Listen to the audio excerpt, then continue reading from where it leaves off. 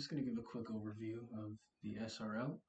I know it's a bit confusing when I just post it places and try to explain it, so I'm going to talk through it a bit and hopefully that'll help.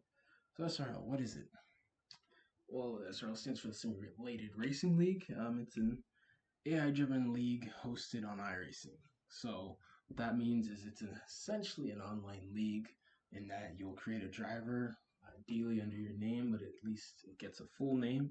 And that driver will be driving on the track in iRacing for you, and you will have control over that driver in a certain fashion that I'm about to get into. So, first thing I'll go over is what makes SRL different from typical offline leagues. So SRL is a competitive league that takes strategy, skill, and experience, and a bit of luck. Sounds like real life to succeed in. The robust setup system and engaging weekly schedule sets it apart. So, other offline leagues, somebody will post a video with all the cars that are available. You choose a car in the comments, and then that's that. They'll post a video every week, and you can watch if you want, and if you do well, okay, cool. If you don't, oh well, it's all luck. This SRL is not like that because I hate that, and it's engaging and it's competitive, and that's the way any league should be. So, really quick, let me go over the SRL structure. So, the SRL will feature a promotion relegation structure. Once we get many people in the league, you'll be starting maybe in the ARCA West series, and you'll have to race your way up to Cup. It's not easy, but it's definitely rewarding if you can get there. It'll also feature the full NASCAR circuit, so I kind of mentioned the ARCA West series. Promotion relegation will follow that type of structure, so from Cup to Xfinity to Trucks, ARCA, and down the hierarchy. Player-driven teams as well, which will be hugely important for setup collaboration, although not necessary. You don't have to join a team, but it can be helpful when trying to figure the setups out, and I will get into setups in a second. Prize payouts as well, so big races like the Daytona 500, the Coke 600, the All-Star race will have payouts, as well as the championship battle. So, for example, all chasers will get a payout. It'll be in a descending fashion, obviously, with the champion receiving the most. And broadcast as well. So at the base level, all races and likely all sessions, which includes practices, like practice sessions, will be broadcasted, and professional broadcasts are in the pipeline. That is contingent on us getting real interested enough people involved to actually be able to contact some people who would be willing to professionally broadcast it. But for now, races will definitely be broadcasted, and you'll be able to follow along live. So, moving on a bit, how is each week in the SRL structured? So each Monday, a new race week begins. There are 4 weekly sessions: practice 1, practice 2, mock qualifying, and race day, and they're all spaced out by a bit.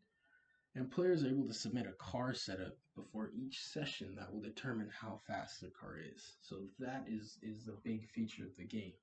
Before each session, you're able to submit a setup and then watch that session to see how fast your driver is in that session. So if you submit a setup for practice 1, you see practice 1 and you're slow, you have the option to alter that setup for practice 2 to try to find speed. And you can do that before each session. You also have the option to not alter your setup and keep it the way it is after any session if you are content with your speed in that session. So let me move in a bit to setups. So the setup system. Each driver submit a set of numbers that correspond to certain car components, for example, engine, chassis, and aerodynamics. And there's also another setting that isn't part of the car setup, but affects it, which is race day risk. I'll get into that in a bit more detail a bit later. But at the beginning of the week, a set of perfect numbers corresponding to the same car components as the ones mentioned above is set for the entirety of the week. So the perfect numbers together make up the perfect setup. So those numbers, well, I guess I'll get into that. But drivers are attempting to submit a setup with numbers as close to the perfect numbers as possible. So the closer your setup is to the perfect numbers, say you're very close or even like perfectly matching all of them, you will be very fast. If you're very far off those perfect numbers, you will be slower. And that's kind of how it works. So, um, let me spend a bit of time on the perfect numbers. So, how do the perfect numbers themselves work? So, the perfect numbers are based on a number of factors, including car type, track type, time of day, weather, and a few other factors. Each race will feature different perfect numbers, but similar tracks will have similar perfect numbers.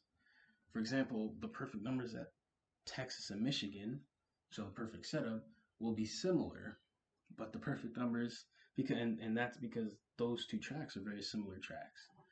The perfect numbers at Bristol and Talladega will be very different because those are very different tracks. So drivers will never know what the perfect numbers are.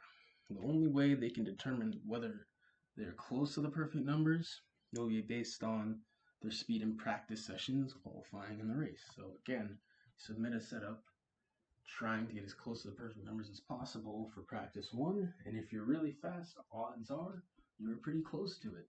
If you weren't, odds are you're pretty far. And that's how you can gauge kind of what you need to do with your setup, whether you need to change it or not, and how much you need to change it. So I'm sure you're all asking or wondering this question, but doesn't that, functionality, that feature, make this league all about getting lucky? And the answer is no.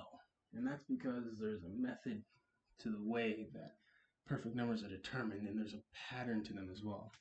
And that pattern, I kind of mentioned again, it fluctuates. They fluctuate by, track type, weather, time of day, things like that. Before I get into it a bit more, I will say that this concept is not a new concept. It was first used in a game called Nazareth.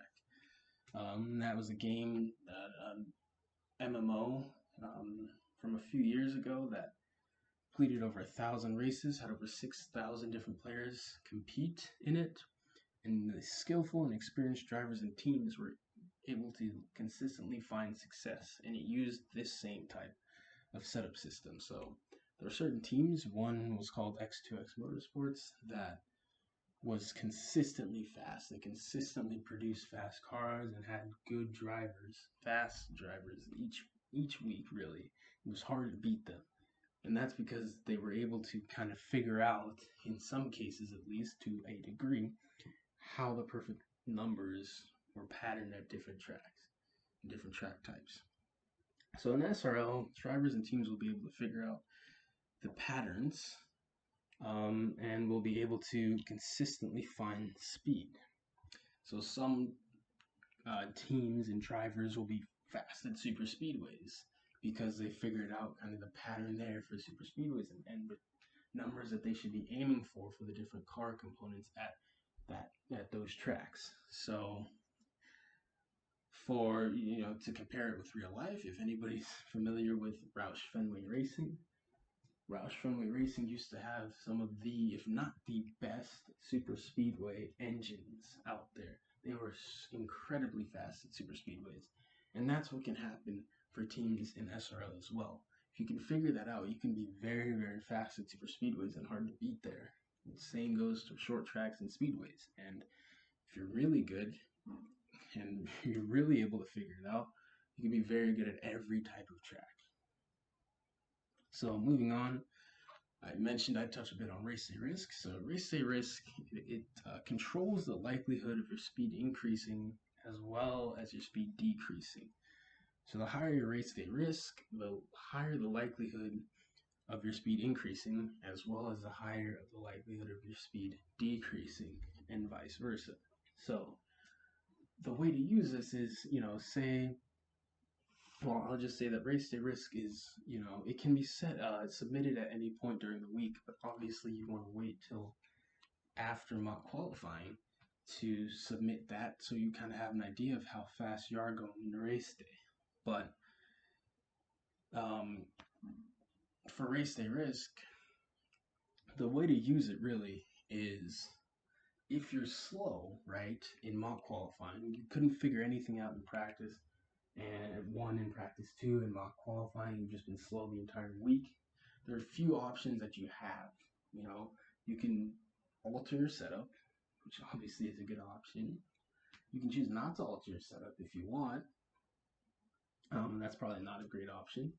But you can also choose to submit a high race day risk. If you submit a high race day risk, the likelihood of your speed increasing is very high, but the likelihood of your speed decreasing is also very high.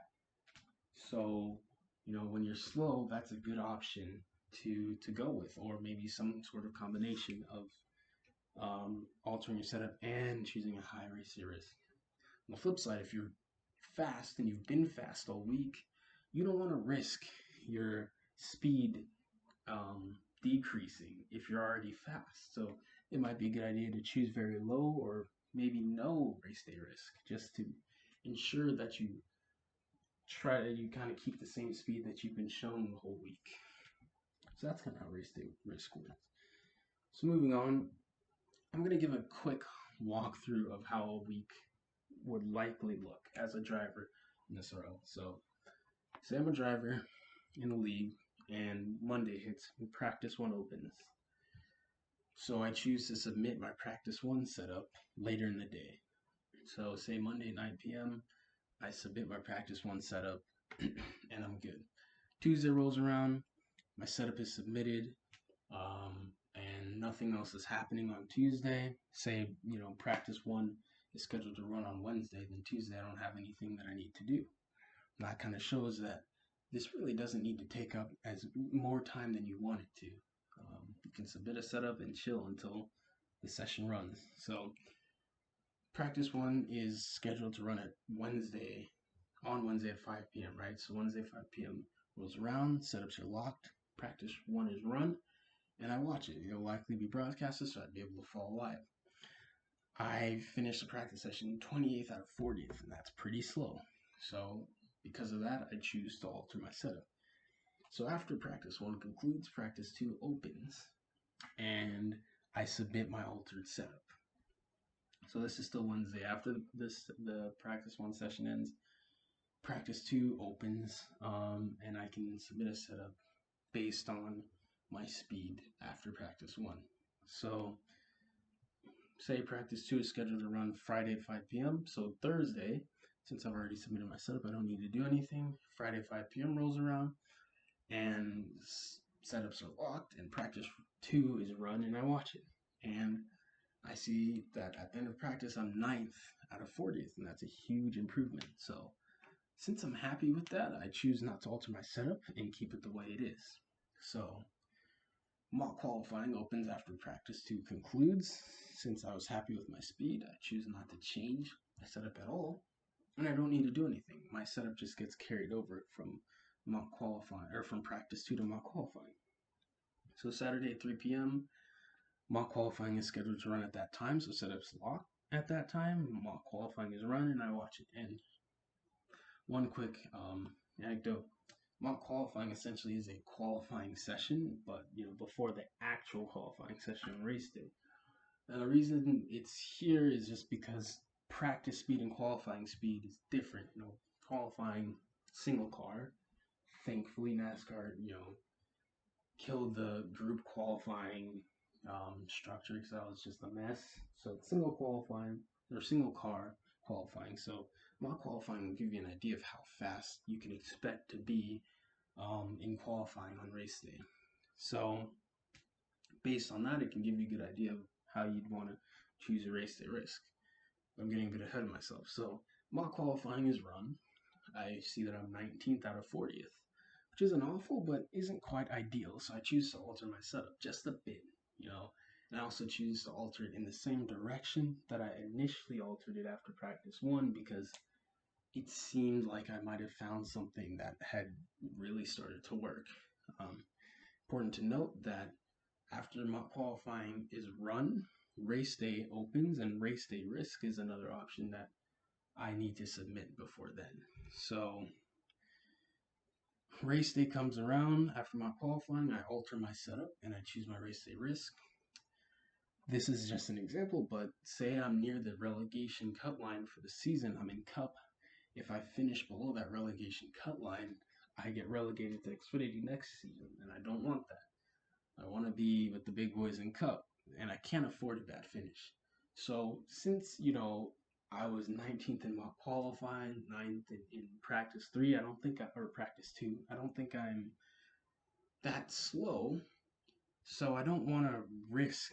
I don't want to risk my setup falling or my speed decreasing a lot. In hopes that it maybe could increase a lot. I just want to kind of stay conservative, and I'd be okay with a, you know, 15th to 25th place finish, but I wouldn't be okay with a 30th or worse finish. So I choose a conservative race day risk, and I alter my setup just a bit. So I submit that, and then Sunday 3 p.m. rolls around, and these times are all Eastern, by the way. The setups are locked, and the race is running. I watch, and hopefully it went well because I don't want to get relegated. So that's an example of how a week would go in the SRL as a driver. So, that being said, we're always accepting new drivers. As the player base grows, more series will be created. Um, it'll be a ladder system, so if there are a lot of drivers in the series, when you join, it could be joining and be running in the Arca West series, for example, and have to work your way up by doing what you can. Maybe you join a team, or you hope to kind of get a hang of the setup system and the patterns early on, so you can rise quickly. But yeah, that's how it will be. So, if you're at all interested, please do check out our Discord to get started. It's in the description.